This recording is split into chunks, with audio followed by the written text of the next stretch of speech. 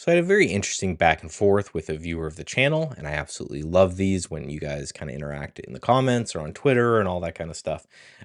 It helps the channel, and it's just kind of cool to talk to you guys. So this person was talking about kind of the stance that I had on Bitcoin in some of my last videos, where I'm saying I'm just avoiding the thing. I'm waiting for an obvious signal in order to get back in. And the question that they had was more about that, hey, I've heard that Bitcoin is an incredibly volatile asset. It should be a great trading vehicle. You should be able to be making trades in it all the time.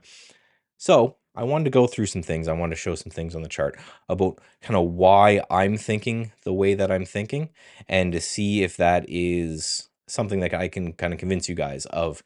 There are moments to trade crypto, and I was very vocal about that when I was doing it. And then there's moments not to trade crypto. So let's just pop into it. And I really do think that this difference between when to trade and when not to trade is one of those reasons, one of those things in which can really help traders. I know a lot of traders who, when they get a nice trend, when they pick a good stock, when they pick a good crypto, they make a lot of money, and then they end up giving all of that back. And that difference of I'm going to have an idea of when I want to trade, and I'm going to have an idea when I don't want to trade, I think is the thing. It is the very important thing to make sure that you're getting involved, right?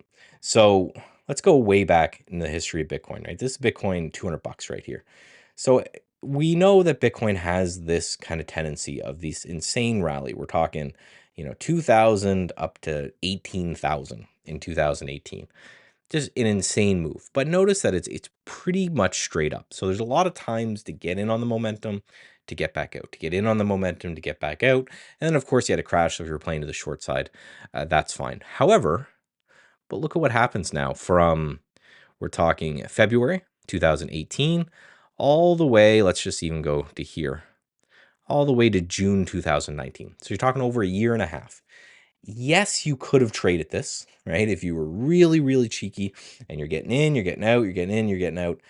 My question is why, right? Why would you bother trying to trade an asset like this that's just so crazy, in and out and in and out and in and out, when you could take your time and your energy and your money and do something like we do over at StatsEdge Trading, where each week we scan the market, it puts out a series of symbols and says, okay, these are ones that are very active for some reason. There's something going on. We're looking for our prices to get involved in them, and the Discord bot will alert us when those prices happen. This kind of thing of I'm going to trade Bitcoin all the time, right? Trading Bitcoin is pretty easy in when it's doing this up or down. Trading Bitcoin would be very hard, especially let's just focus in right here. Imagine this area. You get a big spike up and then it retraces, and big spike up. People say, okay, that might only be one period of time. Well, let's look at the next kind of crazy rally we have. So it did it again, right? It went from 4,000 to about 13,000. And then chops in this range for until the next crazy breakout.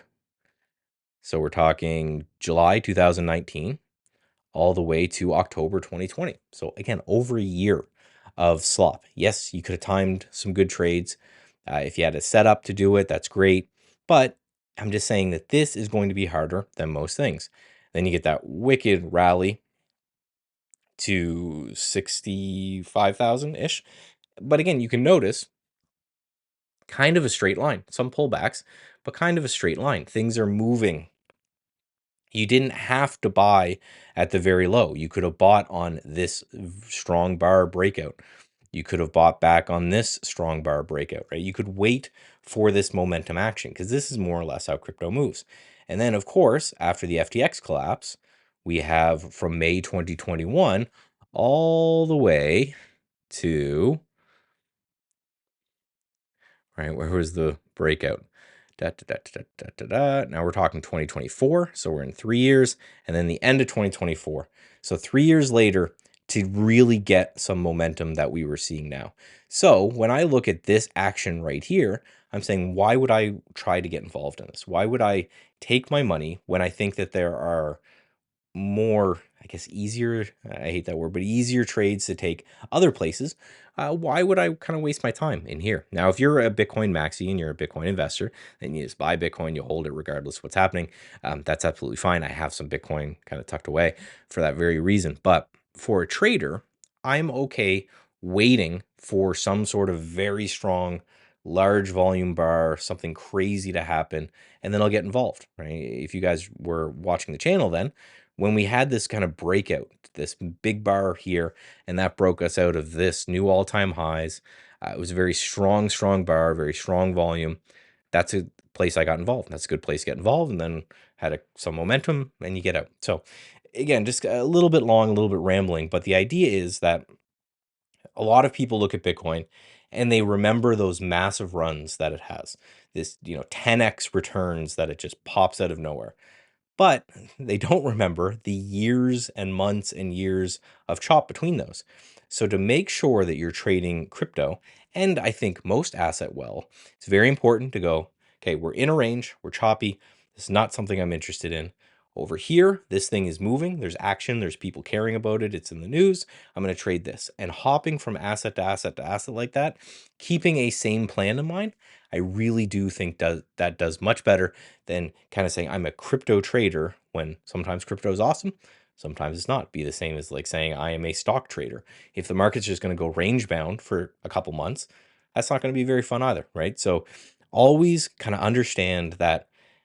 Don't box yourself in to I'm this kind of trader.